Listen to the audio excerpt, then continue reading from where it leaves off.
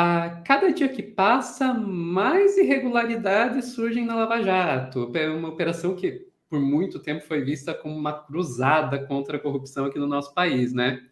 Agora a gente ficou sabendo que o Dallagnol estava negociando secretamente com o governo dos Estados Unidos a divisão dos dinheiro das multas cobradas à Petrobras. Aqui que o ex-procurador e ex-deputado Deltan Dallagnol negociou em sigilo com as autoridades norte-americanas um acordo para dividir o dinheiro que seria cobrado da Petrobras em multas e penalidades por causa da corrupção.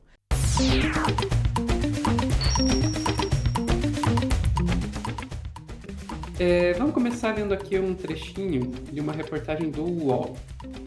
Tratou em sigilo com os Estados Unidos a divisão de dinheiro cobrado da Petrobras. Reportagem de Jamil Chad e Leandro Demore, falando aqui que o ex-procurador e ex-deputado Deltan Dallagnol negociou em sigilo com as autoridades norte-americanas um acordo para dividir o dinheiro que seria cobrado da Petrobras em multas e penalidades por causa da corrupção. O procurado Deltan não respondeu aos pedidos de reportagem realizada em uma parceria do UOL com a newsletter A Grande Guerra. A negociação não envolveu a Controladoria Geral da União, o órgão competente por lei para esse caso. Essas conversas entre os procuradores suíços e brasileiros aconteceram por mais de 3 anos pelo aplicativo do Telegram e não eram registradas oficialmente. E elas aconteciam por causa do papel das autoridades de Berna na busca, confisco e detalhamento das contas usadas com destino das propinas investigadas na Operação Lava Jato. Mas, para ambos, foi considerado estratégico envolver a justiça americana, que estava também investigando o caso. E os chats fazem parte dos arquivos que foram apreendidos pela Polícia Federal durante a operação que investigou esse hackeamento de procuradores e também do juiz Sérgio Moro no caso, que ficou conhecido como Vaza Jato. Beleza, e a gente viu todo o contexto. Vamos agora ver algumas dessas mensagens? Eu acho que isso é o que todo mundo quer ver, né? As mensagens. Então, as mensagens aí trocadas entre o Dallagnol e o pessoal lá da Suíça. Meus amigos suíços, acabamos de ter uma reunião introdutória de 2 dias com a SEC, Comissão de Valores Imobiliários dos Estados Unidos. Tudo é confidencial, mas eu disse expressamente a eles que estamos muito próximos da Suíça e eles nos autorizaram a compartilhar as discussões da reunião com vocês. Então a gente já tem aí que ele estava falando com o pessoal da Suíça. O que ele estava falando com o pessoal da Suíça? Proteção às testemunhas de cooperação, eles protegerão nossos cooperadores contra penalidades civis ou restituições, penalidades relativas à Petrobras, o pano de fundo. O DOJ, né, o Departamento de Justiça dos Estados Unidos, e a SEC aplicarão uma penalidade enorme à Petrobras, e a Petrobras cooperou totalmente com eles. Eles precisariam da nossa cooperação, mas isso pode facilitar. Eles não precisariam da nossa cooperação, mas isso pode facilitar as coisas se cooperarmos. Entendemos que não causaremos nenhum dano e poderemos trazer algum benefício para a sociedade brasileira, que foi a parte mais prejudicada, e não os investidores dos Estados Unidos. Isso é interessante que a justificativa que os Estados Unidos têm para se meter nisso é justamente que investidores dos Estados Unidos foram prejudicados, né? Como estávamos preocupados com uma penalidade enorme para a Petrobras, muito maior do que tudo que recuperamos do Brasil, e preocupados com o fato de que isso poderia prejudicar a imagem da nossa investigação e a saúde financeira da Petrobras, como vamos e convenhamos, de fato aconteceu, né, Deltan? O Lava Jato ferrou todo o setor de infraestrutura aqui no Brasil.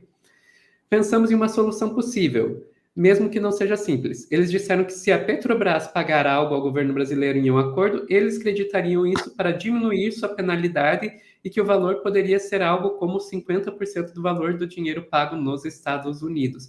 Então, vocês veem aí como ele estava negociando com o governo estadunidense, lá o SEC, o DOJ, para saber quanto que era o que a Petrobras ia pagar e para onde que ia esse dinheiro.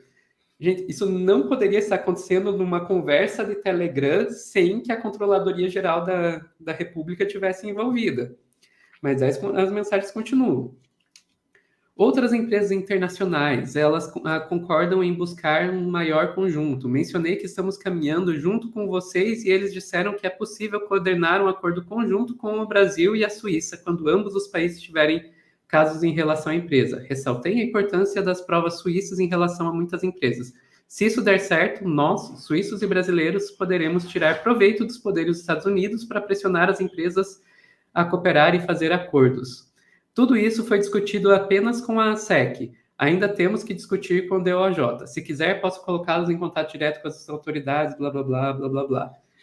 Então, aí você vê como realmente era um conluio entre 3 países diferentes. Isso eu acho muito interessante, Levi, porque quando a gente fala desse tipo de coisa, especialmente antes de vir à tona tudo isso com a Vaza Jato, a gente era considerado os conspiracionistas, né? Olha, a esquerda, a teoria da conspiração. Gente, tá aí. Cada vez mais as provas aí mostrando que tá aí.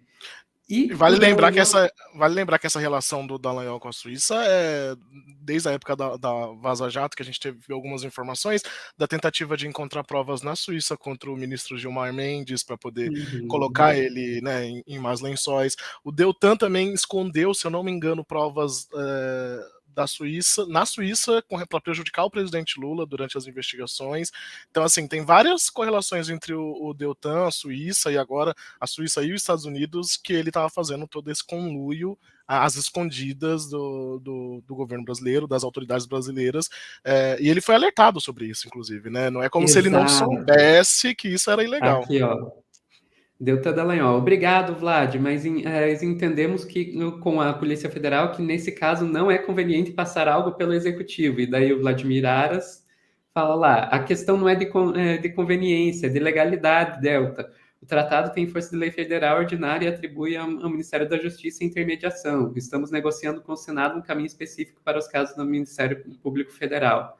Por hora, precisamos observar as regras vigentes. Ou seja, ele foi alertado nas próprias mensagens que a gente tem, mostram que ele foi alertado. Não pode fazer isso. Ele foi lá e fez. Exato. Foi totalmente de caso pensado. E uma coisa curiosa, né, eu não sei as pessoas que estão assistindo, mas quando a gente ouve esses casos, né, são casos gigantescos envolvendo milhões de dólares e coisas, corrupção e coisas muito pesadas. E ver eles trocando essas mensagens, né? Um chama o outro de Vlad, de Delta, eu acho engraçado.